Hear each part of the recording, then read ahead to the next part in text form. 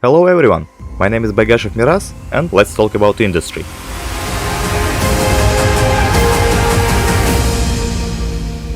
To be more precise, how we, Kazakh people and Kazakhstan in general, helped the great Soviet Union. And actually, let's start with this little man. Let's guess a name for him. Maybe Ivan? No, he doesn't look like Ivan. We need a Kazakh name. Let's say Tusup, for example. Kazakh enough, do you agree? Tusup, playful child from poor family of a farm worker. At the age of 18 he became a miner. He was born in the USSR before all wars, but had actually witnessed both of them himself. Soon he stopped working in mines and started paying back to the motherland. This situation is quite common for a lot of people during that period. Fear of war, hunger and lack of workplaces followed Soviet nation. It was a time for the government to do something, and they tried. Measures to improve the technical support of production, carried out as a part of the reforms, contributed to the rational organization of labor. Societies of inventors and innovators revived. But, in fact, that was terrible. The economy of the USSR compared to the West was energy inefficient. However, there was a spark of light in all that mess. The economic development of the Kazakhstan in the 60s led to the growth of old and emergence of new cities on the map of the republic. Actively developed and grew capital of the Soviet Kazakhstan, Alma-Ata. In 1967, there were 145 enterprises in the city, and most of them were enterprises of the light and food industries, which somewhat distinguished the city from the typical Soviet bias towards heavy industry and the production of capital goods.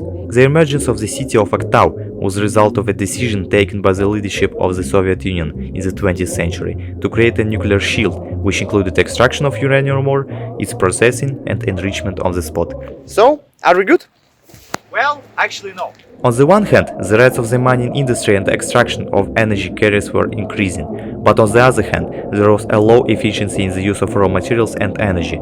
The separation from reality in planning led to non-fulfillment of plans and their constant adjustment.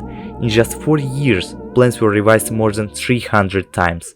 The national economy suffered great losses from mismanagement, weak introduction of new equipment and technology, and by the mid-80s, the economy of the republic was in state of a crisis. But how did we manage to overcome these difficulties at first? To answer this question, let's head back to 1946. As a result of incredible efforts, the tireless work of broad sections of the working people in 46 and 51 in the Republic, the production of rolled steel, artificial fiber for enterprises of ferrous and non-ferrous metallurgy, mining and coal industries were established and coal mining developed rapidly. Thousands of workers lived in dormitories, and a considerable number of them lived in boxcars and even in tents. And even with such an acute shortage of housing, goods, products, workers continued to be attracted to overtime work. Often they worked without any days off. Notable miners, Yusup Abdrakhmanov and Pyotr Akylov and others were awarded with the highest titles of the USSR. One of those others was actually one big man, who changed the way mines functioned and managed to supply more than 500,000 tons of coal to Soviet Union after the Second World War. Kuzymbayev Tusup, the true hero of socialistic labor.